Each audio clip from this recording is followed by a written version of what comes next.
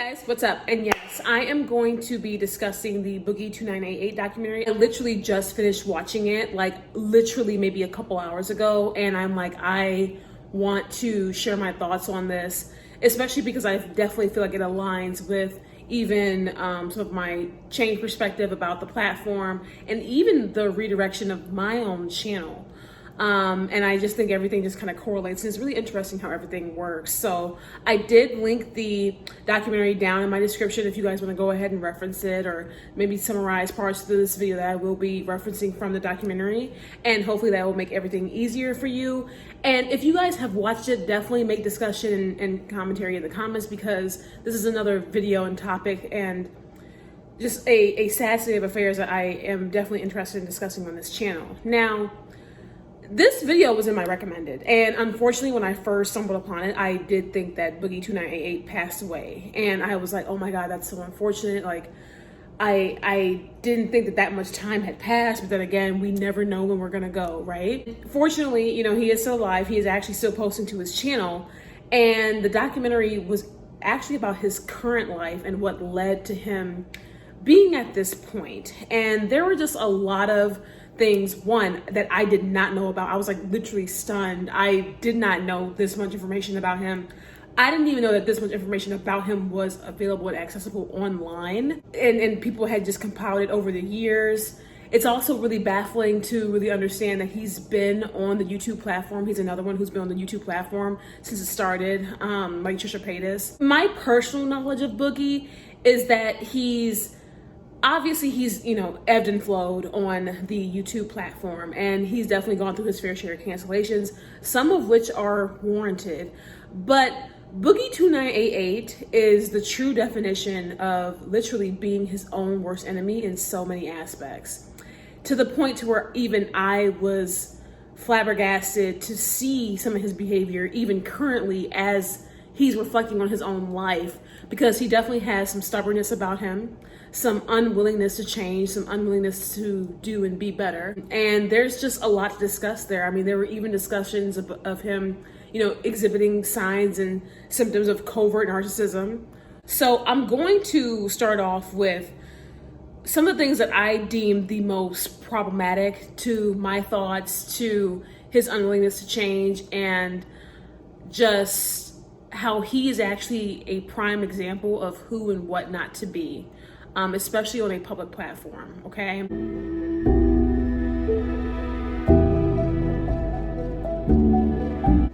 The first situation that I deemed the most disturbing during the entire documentary, and this was for me personally, was his relationship with his 20-year-old girlfriend. Now, I understand that Boogie2988 is 29 years older than her because he's about to be 50 years old next year. He's 49 years old, so he's currently 29 years older than her. She's 20.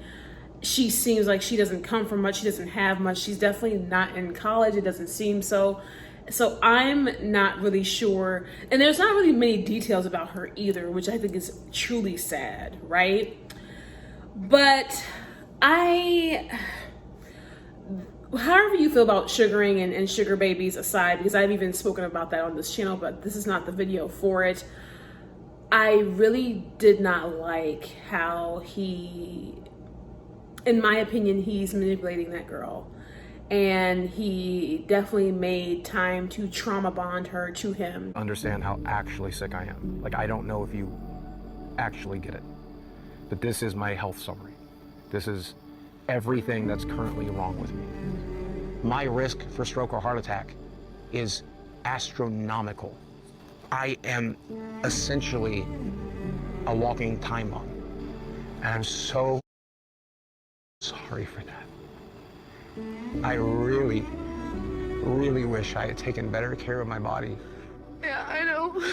So that if she ever does get older, get wise, and leaves him because he's too unhealthy, he can't provide for her. He can barely pay his own mortgage. Okay, he's not a provider man to where he can pay all his bills, pay her bills, and have her live comfortably. I mean, hell, she's even going around the house doing housework in his house. He can't even afford to hire somebody to do work around his house. He has to like negotiate it out, whatever. And that's on him, that's the situation. But I did not like the scene where he's just speaking with his girlfriend and venting to her about his health problems, and it's very sad, but a lot of these issues could be alleviated from Boogie if he lost weight. Yes, he's another one of those. And a lot of them would also be alleviated if he would just do anything to benefit his mental health and be on a consistent path for it. Now, I understand that he currently is, I guess, in physical therapy. He gets a bunch of tests run, but he is not on an active workout regimen. He's not on an active, I don't even think, no, he's not on a diet. He was like really eating McDonald's on the thing. So a lot of Boogie's issues are self-inflicted. A lot, to where it's just like,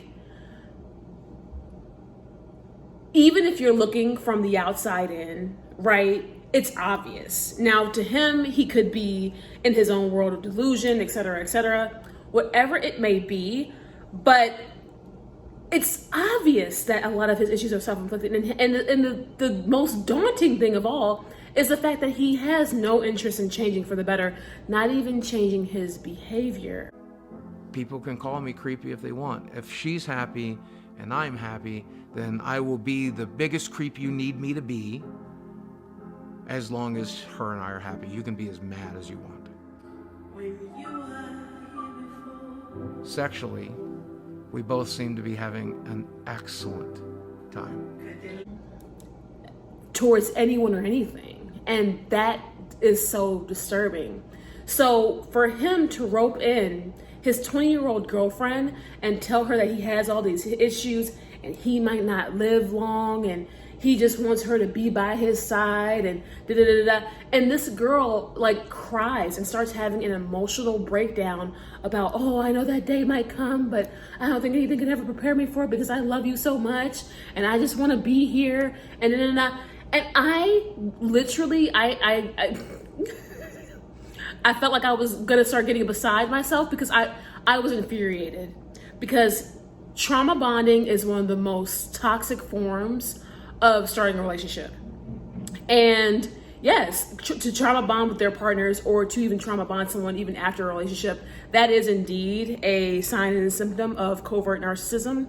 And an example of this, not only with Boogie, but a side example of this would also be anyone who, when you get into a relationship with them in the very beginning and they tell you about, oh, how they future fake you pretty much.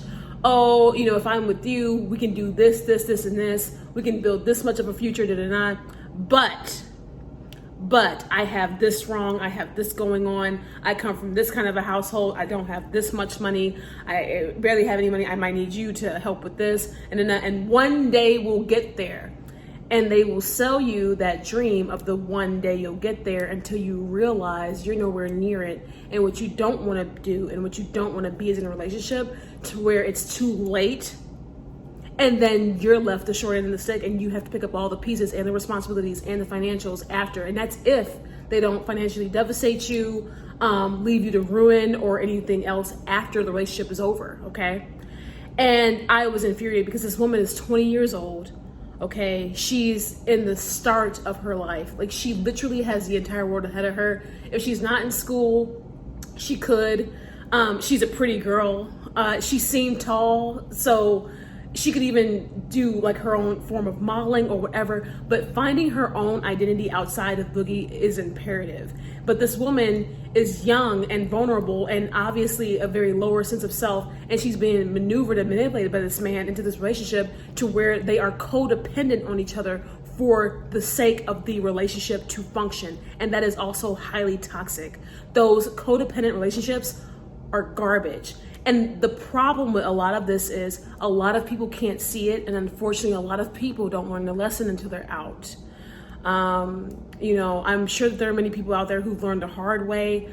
I know I have in several instances, but eventually you get tired of making the same mistakes, and so you start to choose better and make better decisions for yourself, so you never have to go back to that, especially if you had to pick yourself back up after it. And to watch a young woman with her life ahead of her get roped into all of this, not to mention like Boogie's a public figure, so people are going to be looking into this girl. The girl's probably already doxxed somewhere because that's just how the internet is.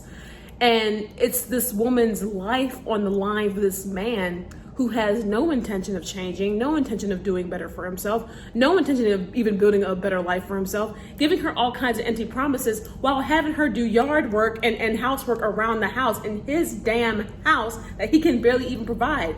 And it just really like riled me up because he's promising marriage to her. Oh, you know, if I were to propose to you right now, what would you say? She's like, oh, I would say yeah.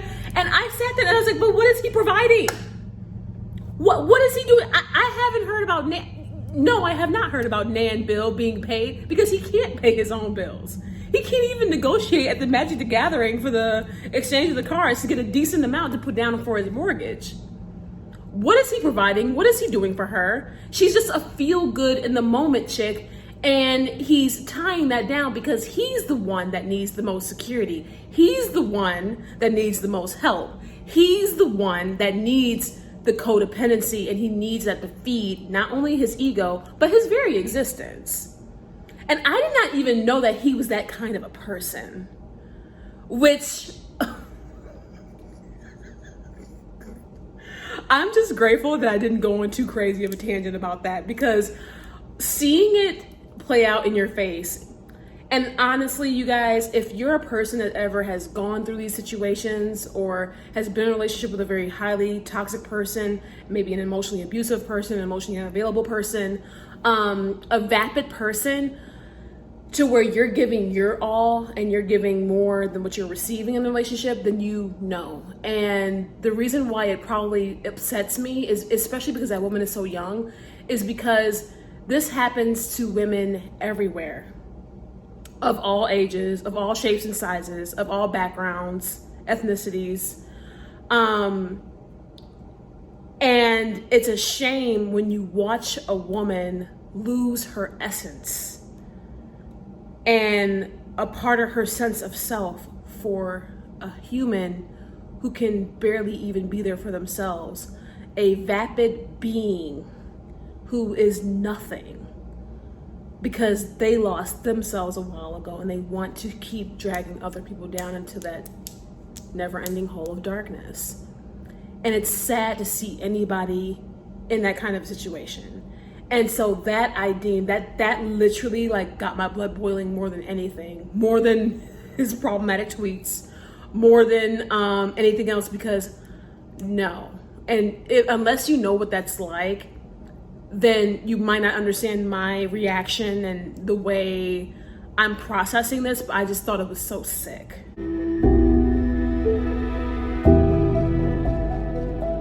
I also noticed, aside from the weight and everything, when one of his buddies or one of the guys that was like doing the documentary who recommended Boogie to go out there and get an actual job, right?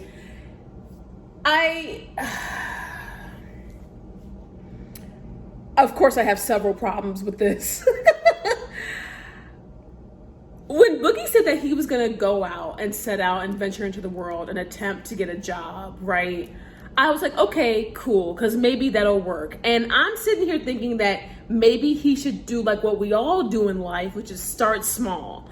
I started out working, retail and fast food service. I'm sure some of everybody else has started out just like that, because you start out by just walking around your neighborhood seeing who's hiring.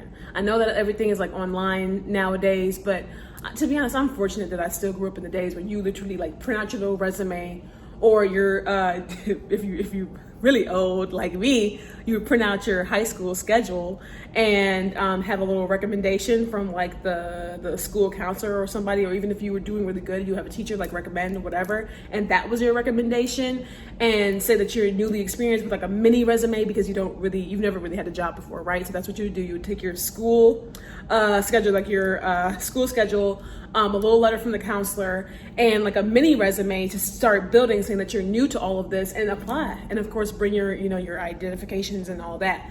And man, I looked for some of my first jobs doing just that. And that's like common sense, right? That's like where people would start, like by walking around in the neighborhood. I understand he lives in a subdivision, but if he could just drive down to the McDonald's like he's always pulling through, I'm sure they would have something for him, right? I mean, maybe he could even get a discount on burgers and that would already save him money, right? But he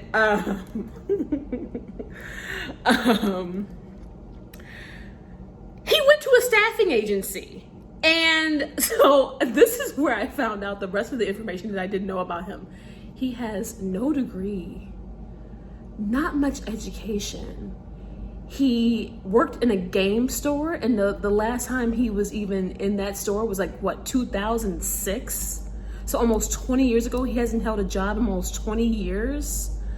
And he has not much experience in like anything. He hasn't developed any clerical skills, any admin skills. I would think that a guy like Boogie, who's kind of like nerdy, he could at least like have like some technical skills, like, you know, maybe at least even like technology, like computers, something. But no, he literally walks into the interview with no resume, no nothing, just saying, I want to have a job. But he's utilizing, once again, all of his, you know, ailments, his diseases, him being overweight as an excuse to why he's so limited and why he can only do so much and why some jobs might discredit against him. Now, I am disabled, recognized by the state of Arkansas, but also the United States government. There's that. Now, the downside of that is I am extremely depressed. So there's some mental health issues that we bring to the table. And then physically, I am morbidly obese. I have no references, no work history, and no education. And when you Google my name, you might see rumors that I beat my ex-wife, and I would be an issue for employers that would research me. So if we can find someone who won't Google me, that would be good. Well, that's difficult. I mean, I can't. But whole time, he's also a felon, which I didn't know that either. I didn't know. But yeah, I did not know that he was a whole felon, and he discusses all of this, not to mention, like, you know, being, you know, active in, you know, the adult industry, which no shade, no whatever to that, but there's a time and a place for different industries. And if you don't know how to like pretty much be a chameleon out here to be what these jobs or the company needs you to be for their company, because an interview is pretty much an even exchange of what can you do for us and what can I do for you, and to see what your niche is there, if you do even fit there, and to make them want to hire you. And yes, it's just a staffing agency, but staffing agencies are really where you can almost shine and display how you're like a jack of all trades, especially if you specialize in a lot of stuff, especially if you have like 1 or 2 more degrees or whatever. Staffing agencies like that because that means you're flexible and that they can actually put you in more than one kind of work environment because you actually have the actual experience that they're looking for and other jobs could be looking for. But it takes life experience to know that. And the fact that Boogie, as a 50-year-old man, lacks that is highly disturbing. He completely bombed his interview. Then when his friend checked on him, he's like, you know what, I'm just gonna go back to making YouTube videos. It's like, that's all well and good, but he was complaining about how YouTube wasn't paying his bills. And it's like, I do not blame him for that attitude because yes, the platform is highly unstable. I would not recommend anybody full-time investing their time and working this platform. I've done it. I've learned the completely hard way. I do not recommend, okay? 0 out of 10 would never recommend, could never, right? Which is why it's best to have backup plans and to invest in yourself outside of it so you can still be okay. And I think a lot of people don't plan ahead, and it's so obvious. And like, as a person who naturally plans ahead, it pains me. It makes my brain scramble when I witness people who don't and who haven't. And hey, I've come close too. I have had some really close calls in my life.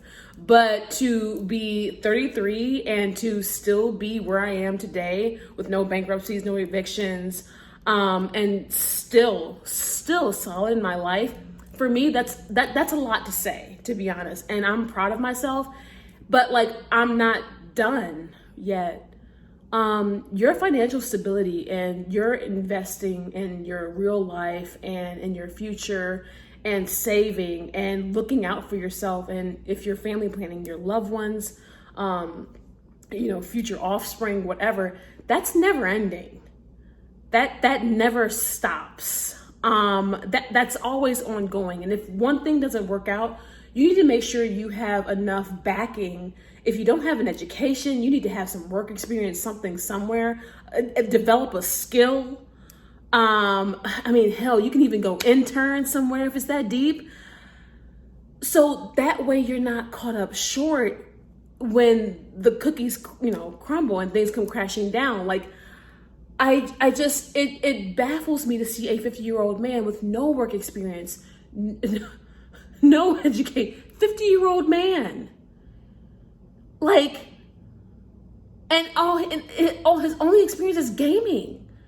And then he goes in here wanting to be taken seriously and gets offended and is like, oh, I'm going to go back to making YouTube videos, which, yes, the platform's unstable. But to be honest, after the first year or two of living off of the platform, I literally only depended on this platform solely for 2 years straight.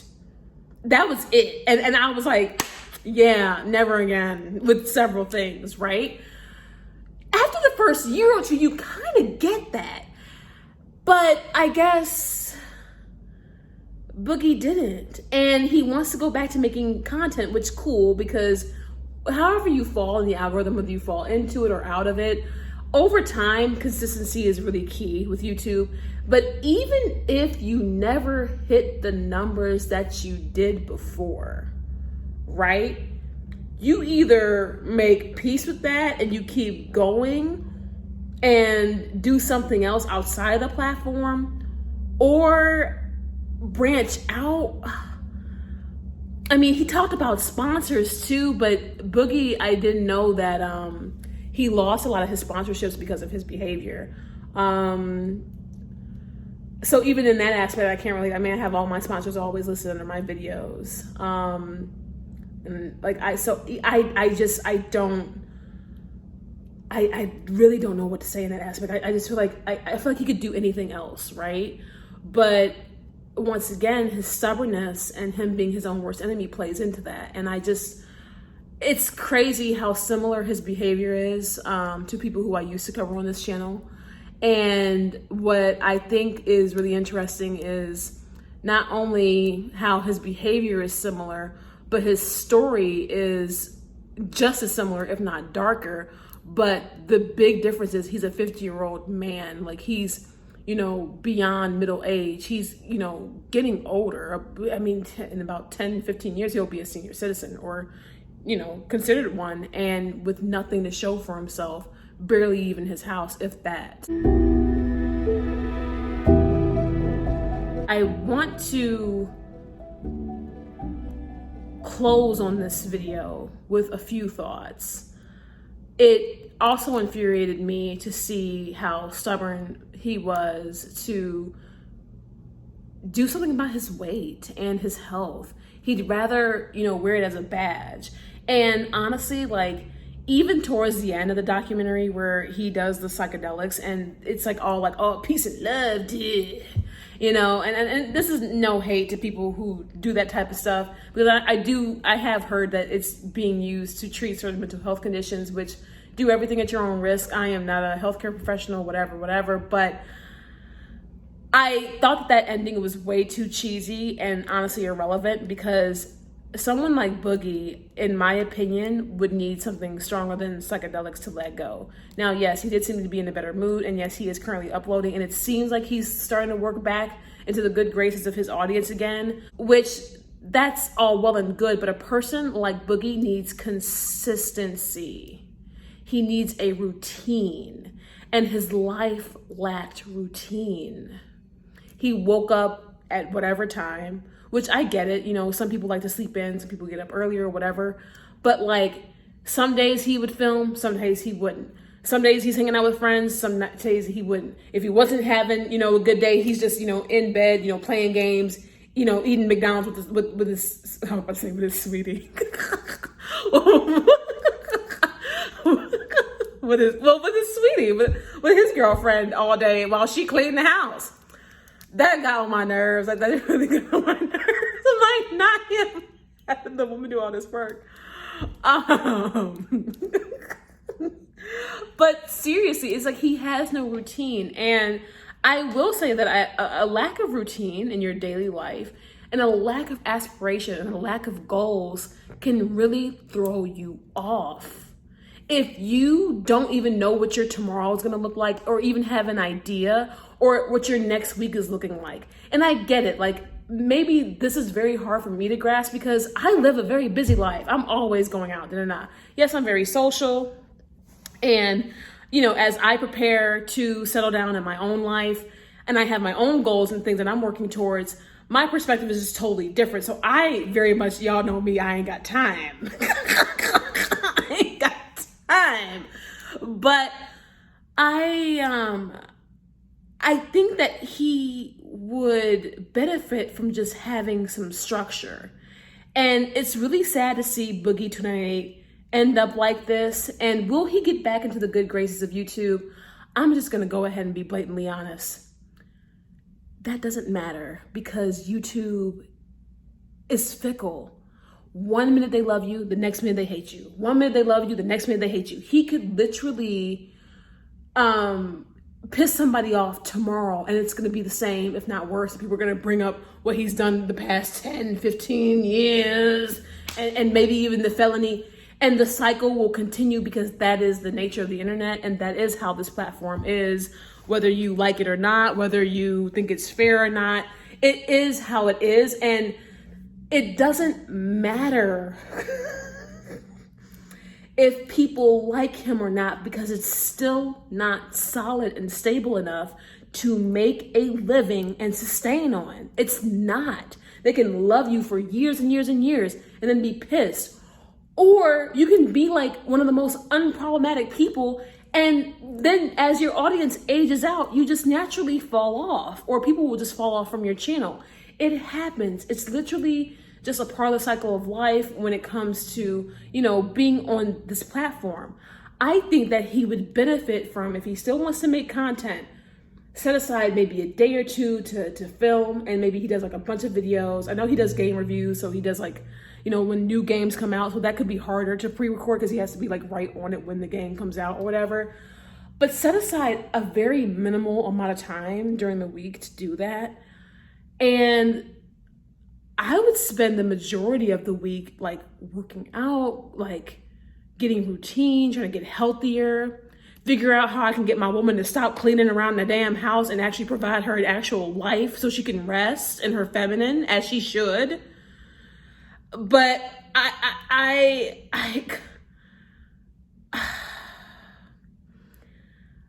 think a lot more is necessary than just some psychedelics, man, and a few uploads. Yeah, gonna change, bro. Like, that's so lame, and it's so far-fetched from reality too. And even when I looked on Boogie2988's like channel and like his current uploads too, right?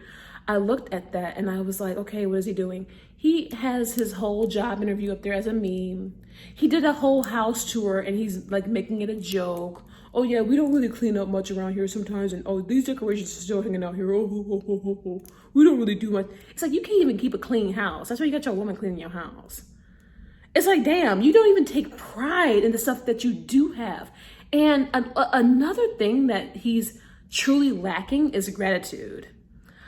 I understand if even Boogie has encountered some of the darkness of, this website, just being a public person, because the pressures get to everybody eventually. It's all about how you manage it. You can fight back. you can fight back. You can pop off. You can reclaim your energy and just call it back to you and, carry on. You can fight back and do that. You can try your best to ignore it the best way you can, but if real life situations happen, like what happened to him when the stranger showed up to his house, I don't know why he didn't just call the police. That was also weird. I don't know. I just think that there were just so many different things that happened. And I understand if he feels scorned and hurt, because Boogie seems to be a person who cares a lot about what people think about him, which, like I said in one of my previous videos recently, that is a a caveat that a lot of creators fall into, especially when they're building or when they grow really fast. I feel kind of bad for YouTubers who rise to fame really quickly without being able to really stabilize and even who they are yet, because that is a lot of pressure. It's a lot. I would rather the slow build all day, or just to be consistent with a steady flow, steady even flow, whether they come or go, whatever, I'm just flowing through it. To me, that's the best way to be. But sometimes we can't control how the algorithm is going to push us, right? I understand if he feels scorned and he wants people to like him, but you cannot care. But he's also old enough to not only know better, but he should have been doing better for the longest. When you reach a certain age, you kind of grow out of, wanting everybody to like you anyway. I never really cared if people like me or not. I have people pleased, and I have definitely people pleased on this platform with the best intentions. And unfortunately, there were times where I was too reckless with myself, and I was too open and parasocial with myself, and I paid for it, okay? I did. And that was pretty dark and detrimental in itself. However, I never cared about what folks thought about me. I had my methods and my reasons for doing everything that I've done, right? But it never dawned on me, oh, well, what if, so who cares about them? They either stay or they go, people come and go in life. It's a thing. Sometimes it's really good. Sometimes it's really bad. Sometimes it's just like, oh my God, I actually was not prepared for that, right?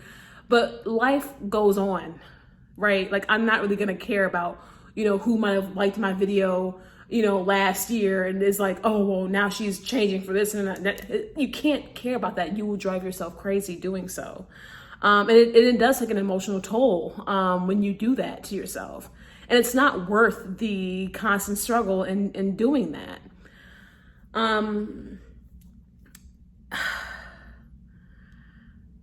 He's old enough to know better. He's old enough to be doing better. He's at a point in his life, I think, where he has no choice but to do better and to be better. But you know what they say, the older to get, the more stuck in your ways you are, and how it's hard to like unravel and truly change and just like, tune nonsense out or whatever. And also, I think that because he does not live that much of a fulfilled life offline, I mean, his life offline, he just has his couple friends and he does the Magic the Gathering games. He goes out and gets his fast food and hangs out with his girlfriend all day. He's not really doing much. And even when he had, the whole escort thing that was happening, he would take weekend trips or whatever with them, but even that was short-lived. I don't see him doing much for himself. I mean, it's so obvious in the way he lacks a health regimen, but seriously, he doesn't have other hobbies outside of YouTube. And I can tell you that if you don't have much going for you than this platform, and you are fully reliant on this platform for your income and your stability, prepare for a downhill ride, because not all of the engagement and support that you get is going to be genuine. Not all the eyes that are on you are going to be positive, and not everybody wants the best for you. And when you become, and he also has the codependency about him too, and when you become codependent on this damn platform, it's ugly. It's ugly, and it will take you for a ride. It's disgusting, actually, because that's when you really start to see not only the true colors of other people who they may have been supportive of you, but other creators as well. It's gross. And I would not recommend it. You have to be a solid person outside of everything before you really dive deep into pursuing, social media or even a job or whatever. You have to be solid within yourself. And that's why I made this video, because it's just really interesting to see another person displaying what and how not to be, and why change is imperative to your growth. There is no growth to be had if you are resisting change.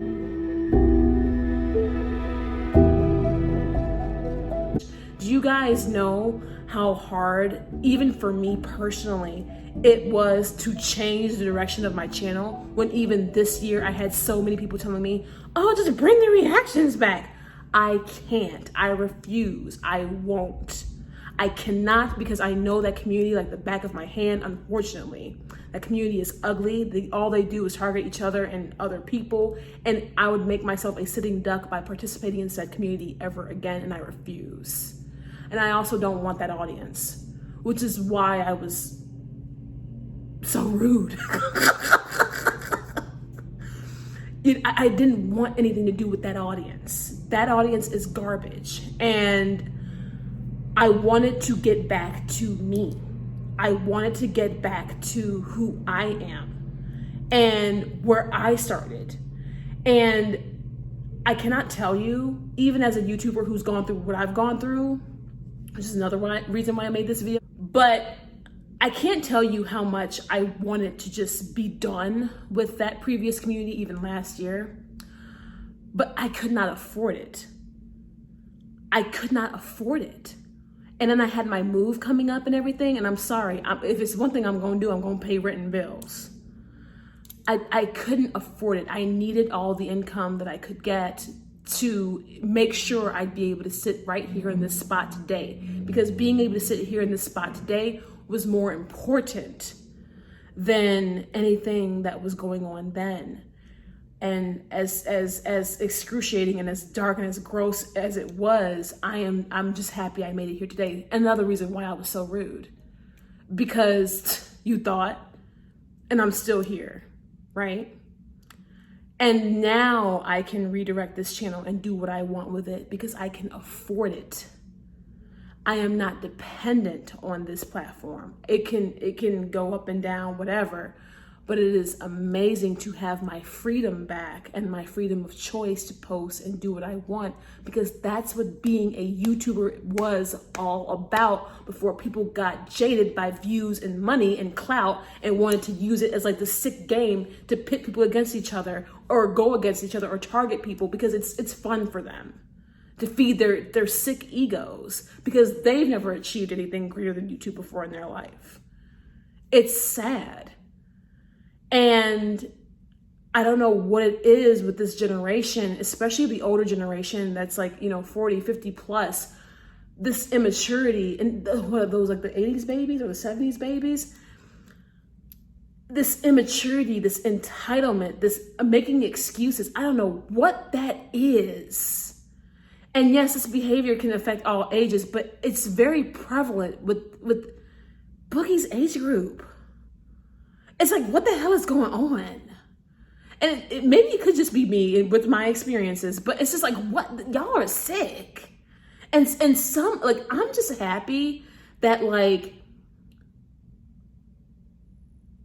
someone like Boogie can still teach people how not to be for when they become his age, right? Like, because some of y'all got it so twisted and are so sick and aren't doing anything for the future generations, even behind you, even right up under you, to where you don't want to change your behavior and you're just so set in your ways and you're so stubborn and you're so ego-filled to where can't nobody tell you anything, even when you're dead ass wrong and you're gross and you're sick. And it takes someone being just as sick as you for you to get offended. Look at the documentary and watch it, and honestly, try your best to learn from it. I didn't know much about Boogie to begin with, right? So I was able to kind of take away, my personal thoughts about it, and my personal feelings about it. And I was able to just kind of put together a whole synopsis of, if anything, this is a learning lesson, and this is what happens when you don't change. And,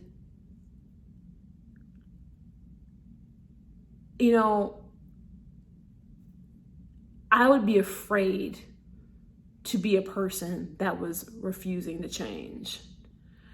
Even if it was for myself, you should always be willing to adapt and to do better and to grow and to have and be better. I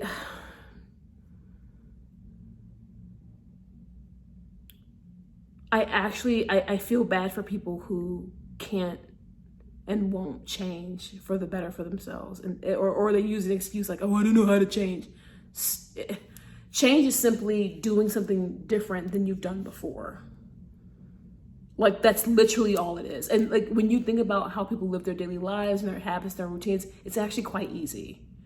Implement something different, implement something new, try something a different way, try this, try that, keep trying until you get it. And when you get it, keep trying. It's evolution. And to watch people who are older than me, who have not, will not, cannot evolve, is scary. Because that doesn't give me anything to aspire to other than to be not you. Especially as a person, you know, prepping to settle down in my life. Like, family planning and still building a future for myself. It frightens me. Because it's like, oh my God, whose footsteps are my generation even following behind?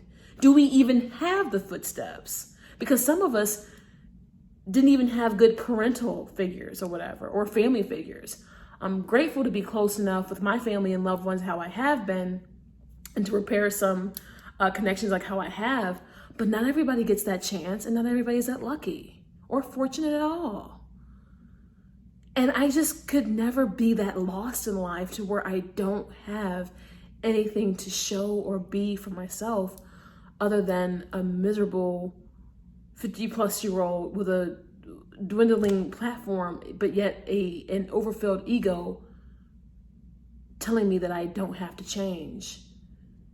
That is like a nightmare when you think about it.